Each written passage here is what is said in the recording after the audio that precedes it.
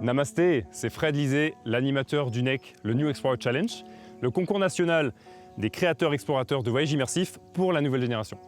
Donc on est de retour sur une deuxième aventure, cette fois-ci au cœur du Népal. J'accompagne le projet Odyssée et l'équipe d'Arnaud qui a gagné et remporté l'édition 2023 internationale. On est ici pour vivre des aventures hors des sentiers battus, des expériences immersives et communautaires, et aussi pour soutenir des projets locaux. Mais avant tout, pour montrer un autre visage du Népal. Alors je vous invite à embarquer avec nous lors de cette Odyssée népalaise.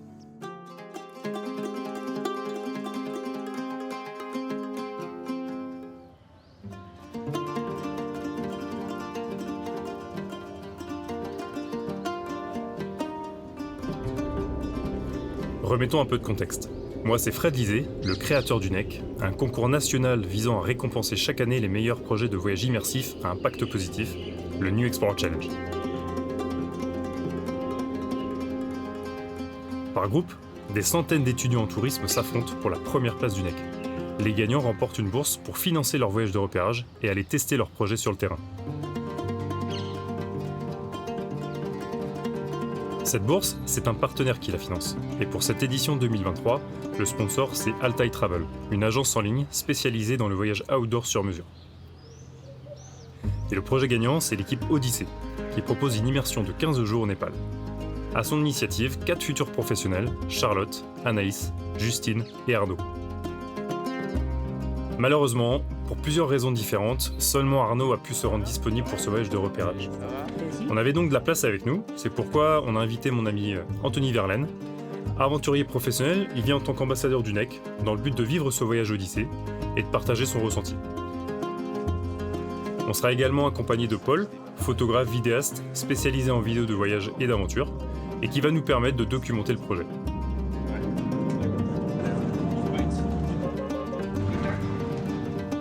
Nous voilà donc tous les 4 au Népal, où on est accueillis par Boudi, le boss de la branche népalaise d'Altai Travel. Le but du voyage de repérage va être pour Arnaud de peaufiner son itinéraire et de rencontrer les acteurs clés qui vont nous permettre un jour de commercialiser le projet. Ce sont des hébergements plutôt locaux. Voilà, vous savez tout. Dès demain, on commence l'aventure.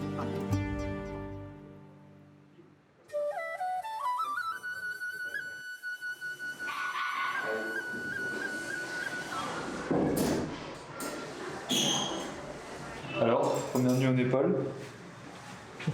Salut. Ça a été? Bien dormi? Nickel. Bon, vous l'entendez à la voix d'Arnaud, le réveil est assez rude. Après 20 heures de voyage et presque 7 heures de décalage horaire, il a fallu un peu de motivation pour sortir du lit. Hier soir, on a décidé qu'Anthony et moi on partageait une chambre, après nos expéditions communes en Amazonie et en Suède, et Paul et Arnaud une autre.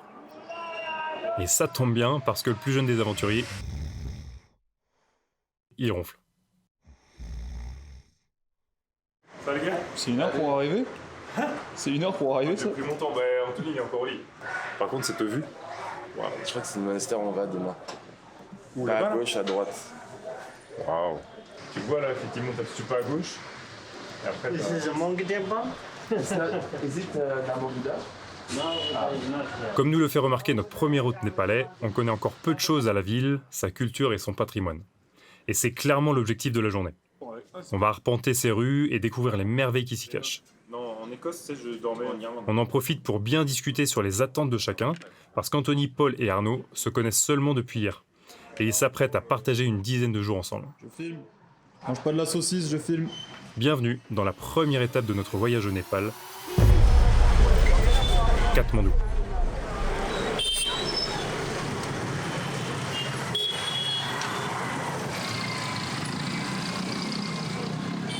Katmandou en 3 mots. Chaos, spiritualité et fascination. C'est le bordel. Je vais même pas dire 3 mots, je vais te résumer en 1 mot, c'est le bordel. C'est génial, c'est un brouhaha que j'adore, mais c'est un bordel quoi.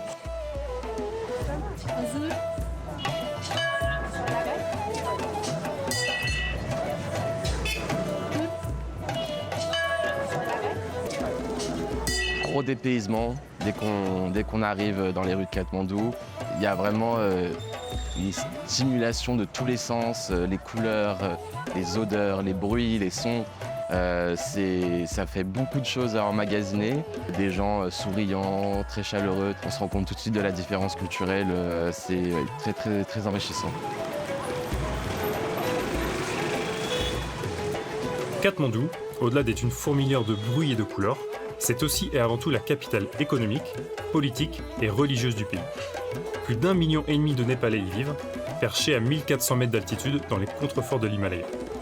Elle est de ce fait le repère des alpinistes et la porte d'entrée vers l'Everest.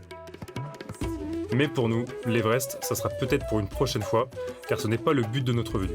L'équipe d'Odyssée a concocté un itinéraire hors des sentiers battus pour permettre de découvrir un autre visage du Népal. On part en direction des bureaux d'Altai Travel pour faire connaissance avec leurs équipes et pour fixer les derniers préparatifs de notre voyage.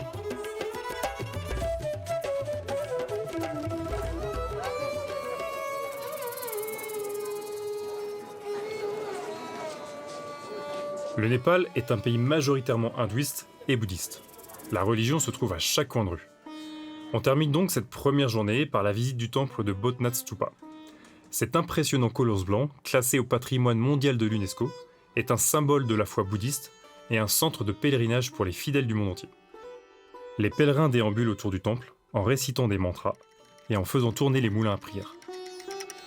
L'atmosphère y est imprégnée d'une aura de dévotion et de sérénité, que même nous, totalement étrangers à cette religion, nous ressentons. Curieux d'en apprendre plus, l'équipe d'Arnaud a prévu dans ce voyage une immersion bien plus profonde au cœur du bouddhisme, qu'on vivra d'ici quelques jours. On mange sur place et on rentre se coucher, car demain matin, on quitte Katmandou pour prendre la direction de la petite ville de Panoti.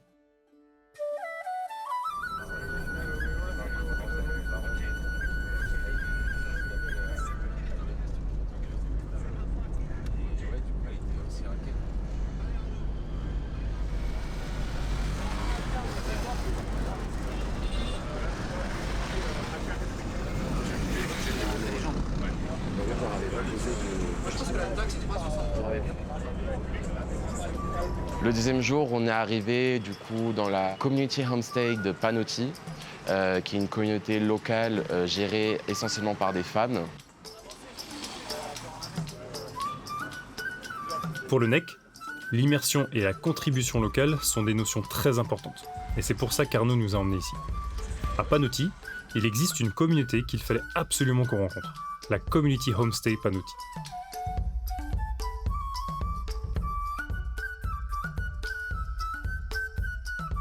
Après un accueil plus que chaleureux, on fait la rencontre de Ami, une jeune femme très investie dans la vie de la communauté et de son village. So we started our project Panoti Community Homestay almost 10 years back with the aim of empowering the women. So yeah, we started from a very few houses and now we have altogether 17 houses, 17 families, 17 women who are currently involved in our homestay. And these houses are located at different parts of Panoti. So one of the main aim of our homestay was to empower women and our aunties of the community, but along with that, we also aim to give visitors, tourists who come to our country and homely environment, an experience of typical Nepalese life that they would not be getting anywhere in like any hotels or any other places. On s'est donc rendu dans une des 17 maisons que comporte la communauté pour grimper ces innombrables escaliers et rencontrer la famille de Bisou. Bitou. Bitou. Bitou. Bisous. Bisous. Bisous. You know what it means in French? Kiss. Bisou is kiss. You know? C'est là qu'on a fait la rencontre de Nipun, notre première rencontre marquante du voyage. Nipun, c'est un gamin, il avait, je sais pas, 5-6 ans, il était adorable, il nous a chanté, il a fait des tours de magie, il a fait de la guitare.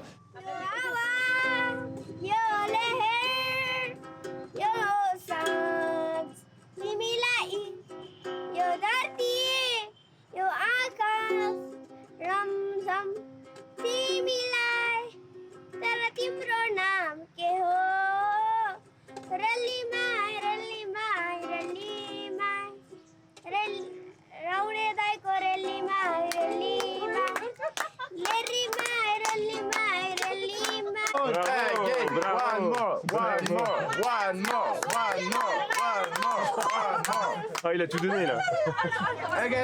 Probablement une future rockstar. qui nous a fait son concert privé sur la terrasse de sa maison. Ouais, c'était génial, c'était vraiment un vrai échange avec la candeur d'un enfant qui rencontre des Occidentaux et c'était incroyable. Pour nous dire au revoir, Nipun et sa famille nous ont gentiment fait cadeau de topis, des chapeaux traditionnels népalais. On a suivi Ami dans une autre maison. On était attendu pour le déjeuner de midi par Shyam et sa femme Dana. Avec eux, on a vécu une véritable immersion culinaire, durant laquelle on a pu cuisiner et déguster des spécialités népalaises. Ils ont été hyper accueillants et on s'est senti chez nous en quelques minutes. He is good cooker. Je vous apprendrai après, t'inquiète. Ah, yeah, Good. yeah.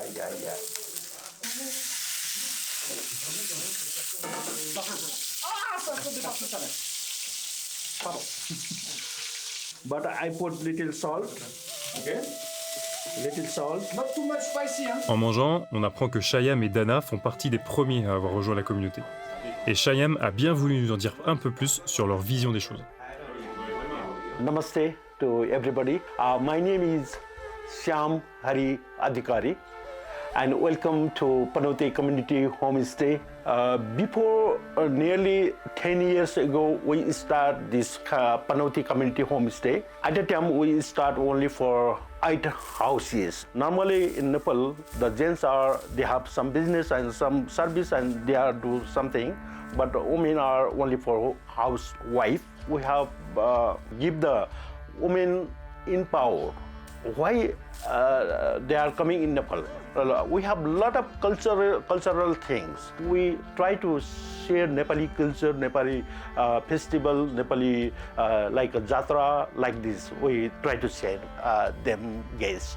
People who visit Nepal, they are safe and don't scare place. Thank you for you too.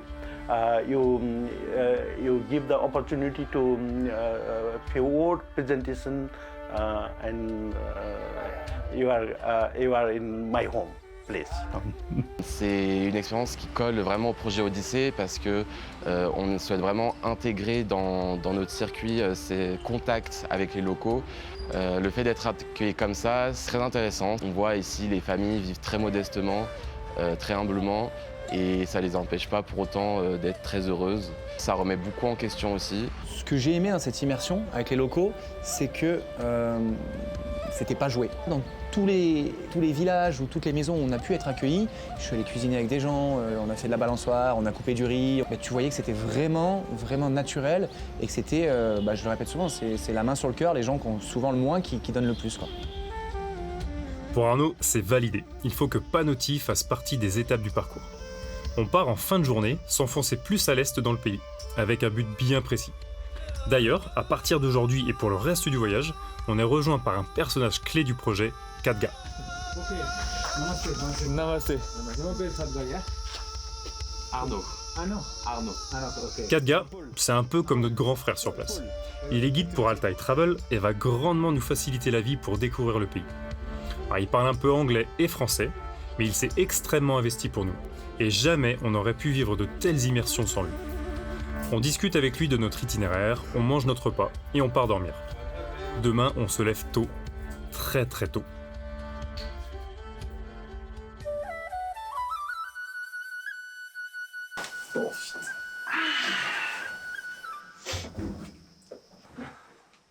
Pourquoi il est si tôt? On va faire de la méditation dans un moine.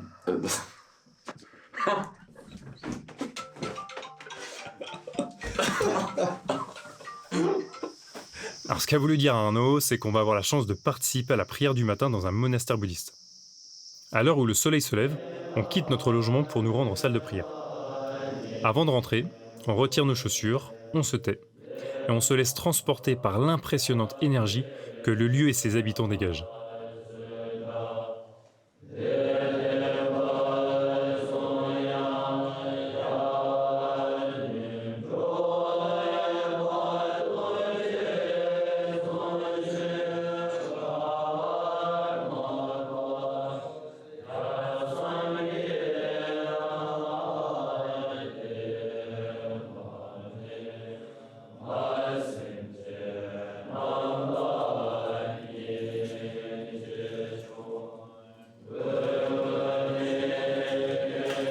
Filmer dans un monastère bouddhiste peut s'avérer assez compliqué car très souvent interdit.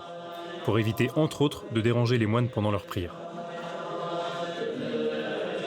On pensait donc rentrer avec ce peu d'images, mais on est tombé sur Sonam. Sonam, c'était vraiment une personne fascinante. On a eu la chance de pouvoir rencontrer ce moine qui parlait anglais, très très bien d'ailleurs, et avec qui on a pu échanger pendant de longs moments. Il nous a expliqué sa vision du bouddhisme, sa vision des choses au sein du monastère où il est depuis, il me semble maintenant, 20 ans. Effectivement, il est ici depuis une vingtaine d'années, ce qui fait qu'il est maintenant professeur au monastère. On l'a croisé par hasard, en repartant, et on a pu discuter avec lui sur les raisons de notre venue. Il a aimé le projet, nous a autorisé à filmer la salle de prière, et surtout, il a bien voulu parler face à la caméra.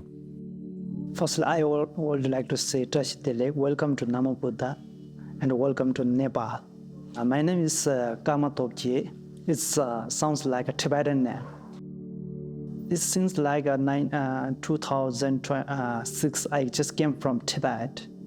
So I came here for a monk and I want to learn about Buddhists. I decide everything from myself, no one forcing me. Monk's life is a very happy life. Some people ask me, what is Buddhist? Why Buddhist? I feel Buddhist means something changing from our life. Every person is not perfect. If I can speak about a Buddhist, but some people doesn't like. If some people speaking about Christian, Muslims, everything, some people doesn't like. But Buddhist means something we have changed. Buddhist means that we have to change ourselves, bad to good. That is the Buddhist. We have to always take care of our parents, take care of our friend, then take care of our country, then continent, then world. I feel that way. So you asking me about that mountain. Very sad in this world right now. I feel after 150 or 200 years later, we will war for water. So right now is most country thinking about oil, but 200 years or 150 years, that after that we fighting for water. Because our generation, okay, no problem. But we have to think upcoming generation. This is important. Upcoming generation, they don't enough water. They will always fight for water. So we have to manage right now.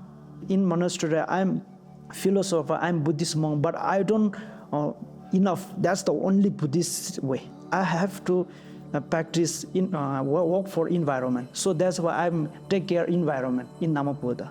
I got certificate from the WWF and NBF. I'm working plantation and I'm managing the plastic, everything.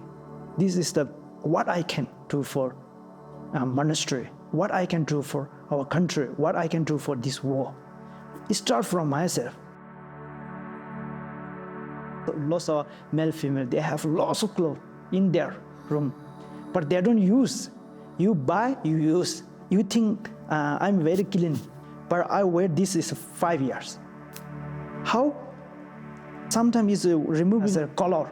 So when I will go in India, then I will putting the color in this. Then it become new. This way. This came from the factory.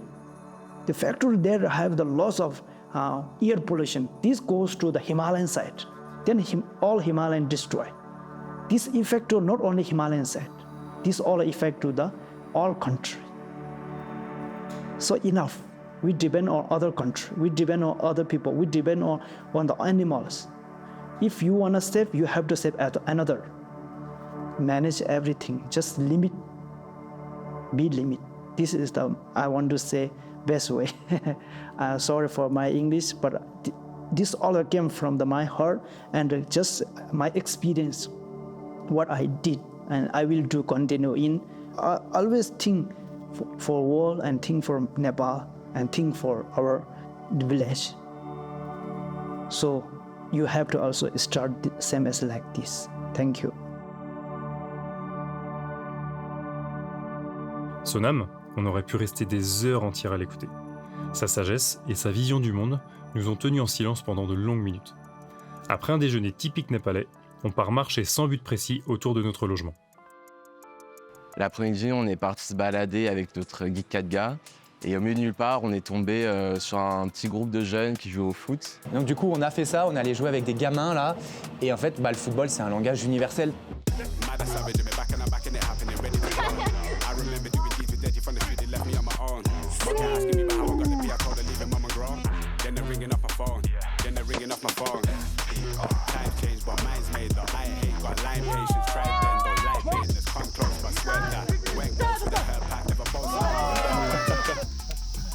Well done, guys. Yeah, well done, guys. Ok, cool. Malgré la différence de langage, la différence de culture, au final, on a très bien réussi à se comprendre et c'est comme s'il n'y avait aucune barrière entre nous et c'était vraiment cool, ouais. On a joué une bonne heure avec eux, on était morts parce qu'on était en altitude, il faisait super chaud et les petits ils étaient en claquettes, ils nous mettaient des petits ponts, c'était incroyable. Mais ouais, ça restera un moment fort comme à chaque fois. Si on devait tirer une leçon de cette journée, c'est que même en organisant au maximum nos voyages, laisser une place à l'inconnu et au hasard provoque toujours des situations inoubliables. On ne sait pas encore, mais demain, on s'apprête à fêter Dasein en famille.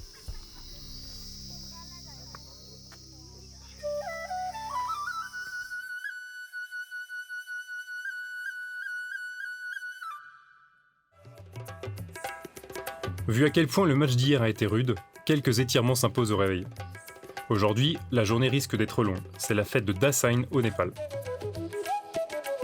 Pendant qu'on soigne nos corps meurtris, Kadga est parti en quête d'une famille qui serait prête à nous accueillir pour partager avec nous cette journée pleine de traditions.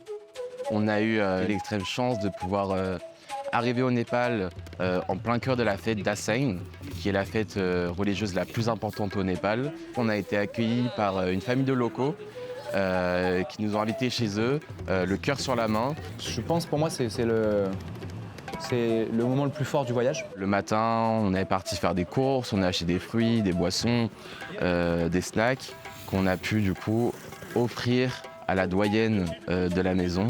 Comme c'est la culture ici.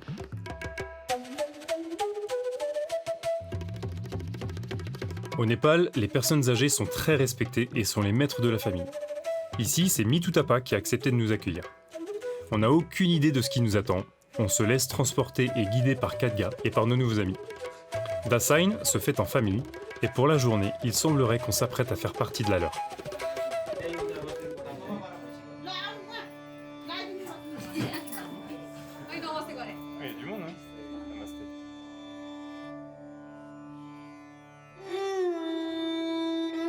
Dasein, c'est une fête hindouiste qui célèbre la déesse Durga ainsi que la victoire du bien sur le mal. C'est le moment de l'année où les familles se réunissent pour partager plusieurs jours de festivités. Aujourd'hui, c'est Dashami, le jour le plus important de cette fête. Tout un rituel y est consacré. Les membres de la famille bénissent tour à tour les plus jeunes, de Mitutapa l'aîné à Ivan le benjamin.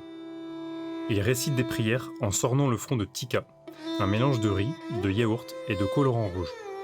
C'est un signe d'appartenance à la religion hindouiste et une bénédiction.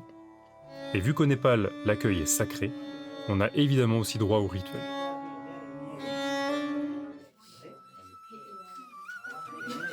नमस्ते मेरो नाम मिठू हो मिठू थापा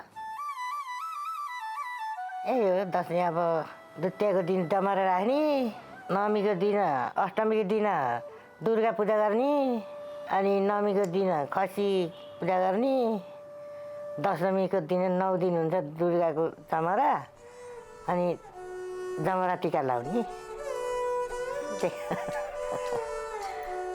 अब त आजबाट दसैँ टिका सिधै पूर्णिमा दिनसम्म टिका हुन्छ अनि समाप्त हुन्छ पूर्णिमा दिनबाट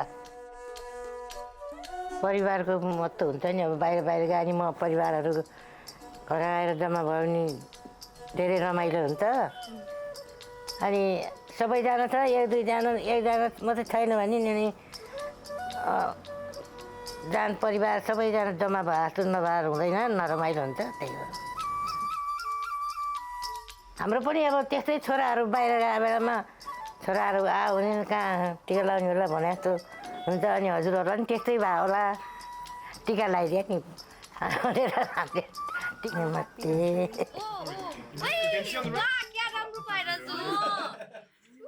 Okay, but 1, 2, 3, go.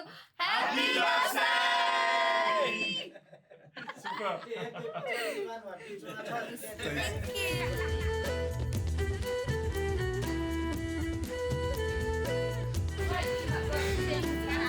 On faisait partie de la famille pendant un moment, pendant 2 jours, on a fait vraiment partie de cette famille. On a partagé un repas très typique, très traditionnel avec eux. Ils étaient très très généreux sur les portions d'ailleurs.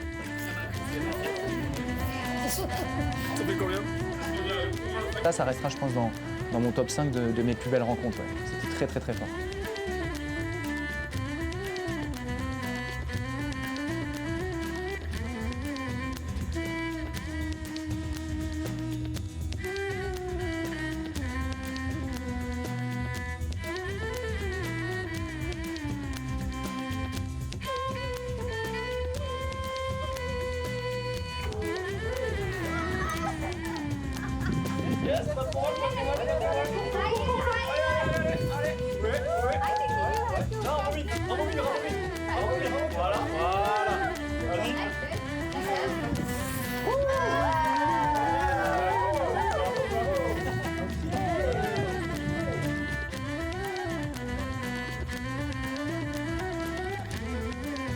On a aussi dansé avec eux, c'était très, très sympa comme moment.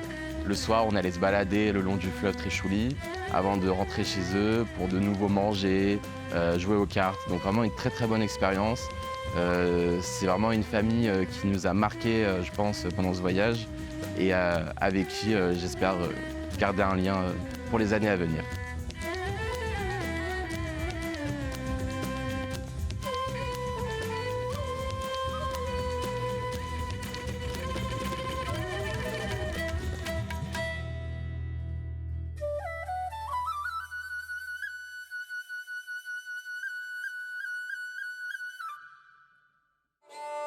Hier soir, on a eu notre premier contact avec le fleuve Trishuli.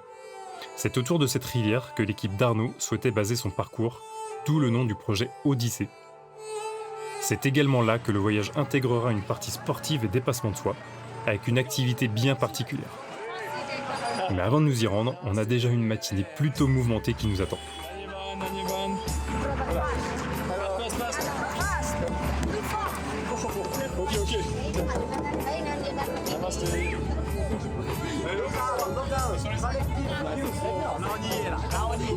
Pour l'instant, on prend notre place, on prend de la place, mais après, quand il est en Les bus népalais, waouh, toute une histoire. Déjà, il faut savoir qu'on n'est pas sûr d'avoir une place assise. Les routes, elles sont comme ça, il y a de la poussière. Un trajet en France qu'on ferait en 1 heure, ici, littéralement, ça dure 6 heures. À droite, t'as des grands précipices. Ça bouge dans tous les sens, à tel point qu'ils nous distribuent des sacs à vomi dans le bus avant de partir. C'est une aventure. Je pense que c'est une vraie aventure. Pas pour tout le monde, mais c'est une belle aventure.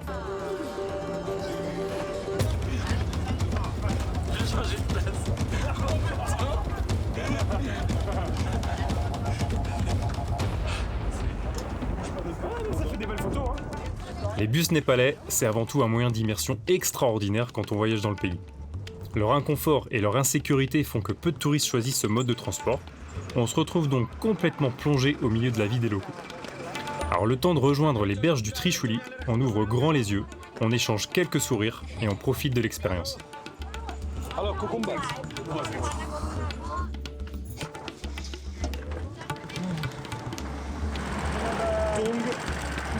Énorme sac, pas de casque, sac devant, on est bien. Salut mon pote. Bye bye. Bye bye.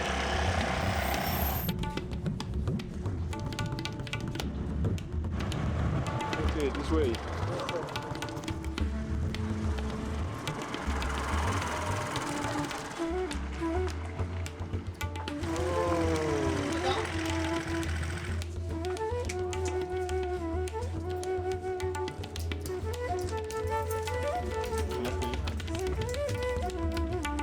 Après tant d'attentes, on arrive enfin sur la rivière Trishuli. Et on va la vivre d'une manière plutôt sportive. On a aussi fait une séance de rafting sur le fleuve Trishuli.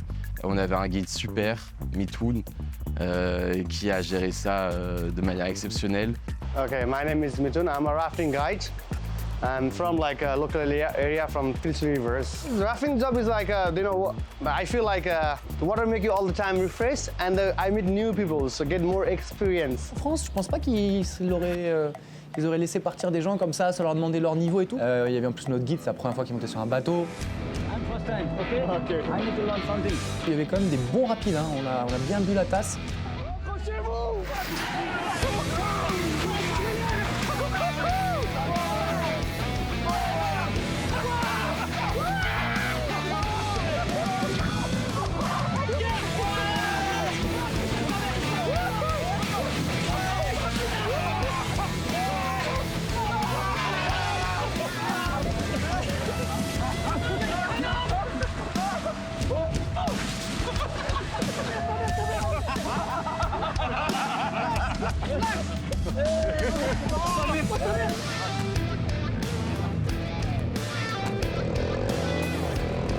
Au Népal, comme en Inde, certains fleuves sont sacrés, et Trishuli en fait partie.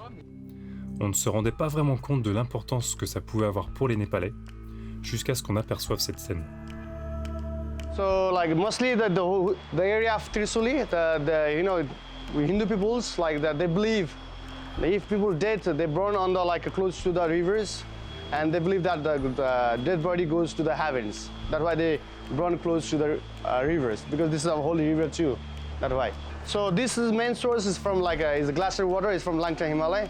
The name of the give of like the Trisuli is called because of Shiva. Have a friend, they just hit the ground, the waters came out. They charge to India, Ganga, all the way to goes to Bay of Bengal Oceans. Comme on est en circuit de repérage, on n'a fait qu'une après-midi de rafting, mais à terme, c'est vrai qu'on aimerait intégrer plutôt 2 jours, voire 3 jours avec 2 nuits de rafting tout le long du fleuve Trishuli, afin de vraiment créer cette notion de dépassement de soi pour les futurs aventuriers qui feront ce circuit. Si Arnaud semble autant attaché à cette notion de dépassement de soi, c'est parce qu'elle est un des piliers des valeurs du NEC. Et parmi ces valeurs, il nous en manque plus qu'une pour que le voyage immersif soit complet. Demain, on prend la direction du parc national de Chitwan, au sud du pays.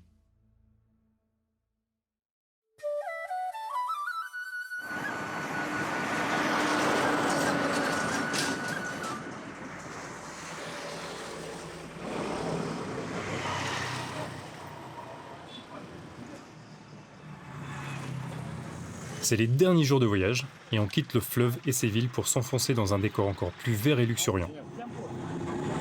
Le parc de Chitwan est classé au patrimoine mondial de l'UNESCO. Il abrite une immense jungle et des milliers d'espèces de plantes et d'animaux, dont certains mythiques comme le rhinocéros indien, l'éléphant d'Asie ou encore le tigre du Bengale. Et forcément, ce genre de richesse, ça crée un tourisme aux antipodes de celui qu'on souhaite promouvoir. Alors pour moi, Chitwan, ça a vraiment été une étape clé dans ce circuit. C'est ce qui m'a le plus touché.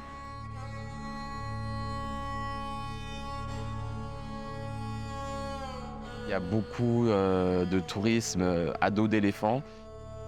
Avec Odyssée, c'est vraiment une facette du tourisme qu'on veut totalement oublier.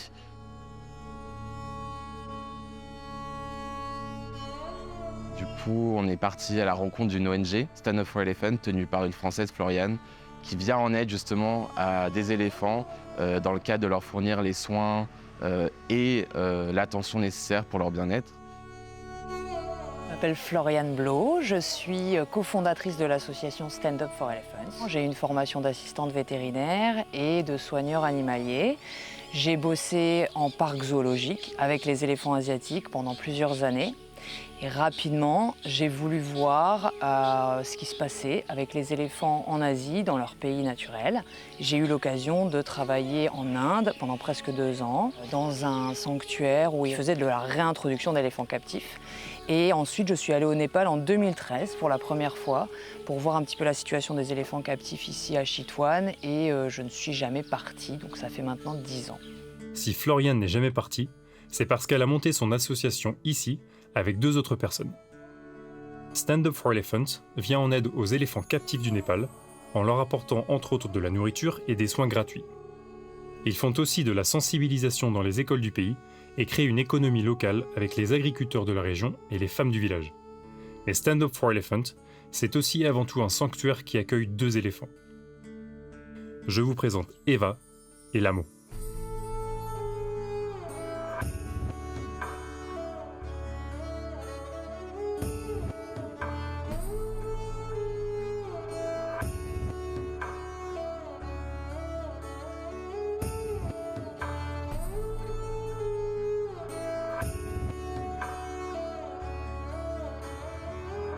On a récupéré 2 éléphants qui travaillaient dans l'industrie du tourisme et qui étaient dans de très mauvaises conditions.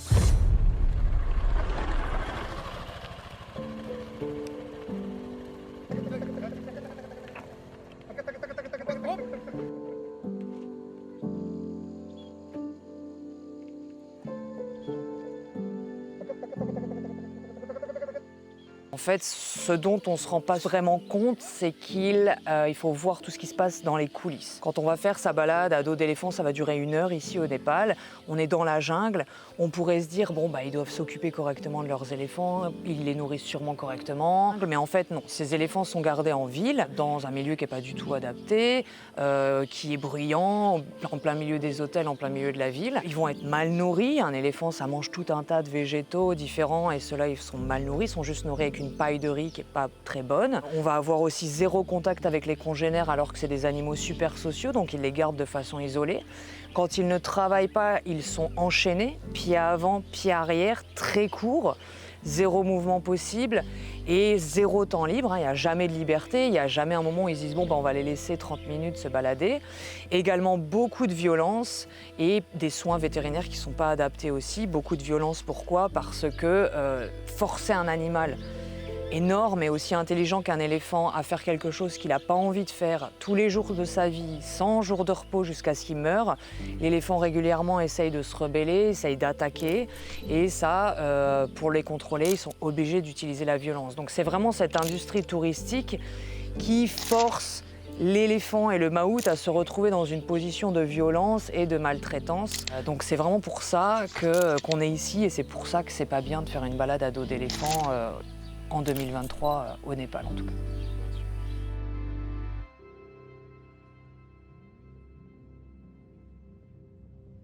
Alors Eva et Lamo sont les 2 femelles qu'on a sauvées ici au sanctuaire avec Stand Up for Elephant et les relations que je vais avoir et que la majorité du staff ici va avoir avec Eva et Lamo, c'est vraiment le minimum. Pourquoi? Parce que notre but c'est vraiment de les laisser tranquilles, qu'il y ait le moins de contact inutile avec des humains et peut-être un jour, si on a l'opportunité, de les relâcher complètement dans la jungle. Donc ce qu'on veut nous, c'est qu'elles soient bien ensemble, elles sont super copines toutes les 2 et ça c'est notre récompense à nous. On veut aussi qu'elles acceptent de se faire soigner, donc qu'elles nous tolèrent et ça elles le font et c'est très bien, elles nous font confiance à ce niveau-là et on peut comme ça faire des soins réguliers. C'est ce qu'on attend le plus d'Eva et Lamo, c'est qu'elles nous tolèrent et qu'on puisse s'en occuper le mieux possible, sans stress, sans anxiété. Et après, la relation principale, ça va être entre elles et les maouts.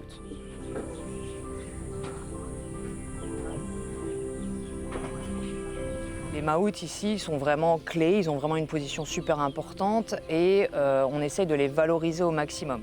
Malheureusement, ce métier de maout est de moins en moins gratifiant pour eux, ils sont de moins en moins respectés. Avant, être un maout, c'était connaître son éléphant par cœur, connaître la jungle par cœur.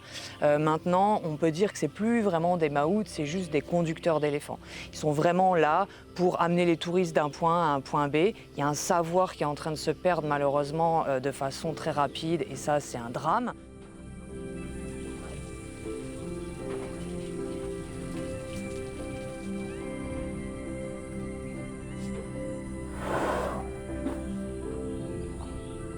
Nous ici, avec l'association, quand on a récupéré notre premier éléphant et après le second, on a dû vraiment trouver des maouts qui aimaient leurs éléphants. Quand les maouts ont accepté notre façon de voir les choses, c'est-à-dire leur laisser le plus de liberté possible et les amener dans la jungle et à ce moment-là, une fois dans la jungle, les laisser aussi complètement en liberté pendant plusieurs heures. Au début, c'était compliqué pour eux de comprendre, mais après, ils ont vu que c'était possible de le faire, que les éléphants étaient contents et respectaient les maouts, même s'il y avait du temps libre, même s'ils paraissaient plus sauvages. Il faut avoir du staff de formé. Et ça a été compliqué parce qu'au Népal, il n'y a pas vraiment de formation sur le bien-être animal, le bien-être des éléphants. Et comme je disais, c'est un savoir qui est en train de se perdre. Heureusement, il y a toute une nouvelle génération de Népalais qui est super intéressée et qui a envie de se former. Et ça, c'est de l'espoir pour le futur de ces éléphants. Donc on essaye de se focaliser là-dessus.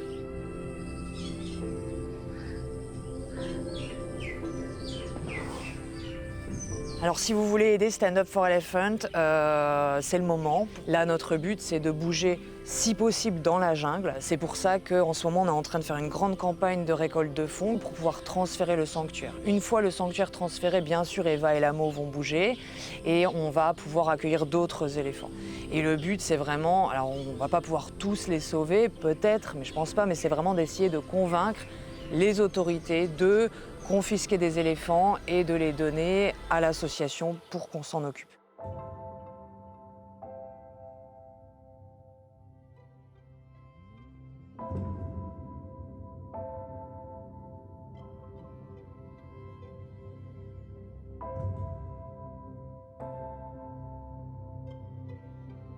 Si vous passez par Chitwan, je vous encourage vivement à aller rendre visite au sanctuaire. Ce sont des personnes dévouées, c'est vraiment une très très bonne cause. Et c'est aussi le tourisme de demain, un tourisme plus conscient, plus responsable, qui s'inscrit totalement dans la lignée du projet Odyssée.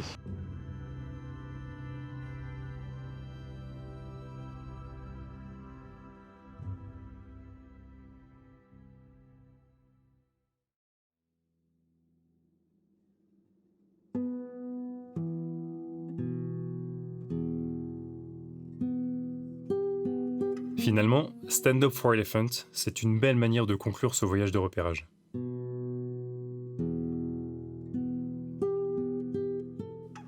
Le NEC et l'association partagent énormément de valeurs communes. La contribution locale, l'éco-responsabilité de nos actions, la transmission et les rencontres. Arnaud et son équipe nous ont proposé ici un voyage qui marquera un tournant dans ce qu'est et sera le NEC. Alors merci à Odyssée, et plus spécialement à Arnaud, d'avoir pu nous faire découvrir ce pays et vivre toutes ces aventures. Merci Anthony d'avoir accepté cette première expérience en tant qu'ambassadeur du NEC. Merci à Altai Travel, et plus spécialement Boudi, pour leur soutien sans faille et pour nous avoir présenté Khadga, le meilleur guide du pays. Merci à Paul d'avoir filmé et monté toutes ces images, et merci à vous qui les avez regardées. Danyebad aussi à toutes les personnes qu'on a pu croiser là-bas, 5 minutes ou une journée entière. Merci infiniment à Mitoun, Sonam, Ami, Florian, Chayam, et évidemment à Mitou et sa famille. D'ailleurs, ça sera le mot de la fin. Famille. Parce que c'est exactement ce qu'on a ressenti tout au long de cette aventure. Le Népal et ses habitants nous ont accueillis à bras ouverts, partout où on s'est trouvé. Et vous savez comment on dit famille en népalais ? On dit paribar.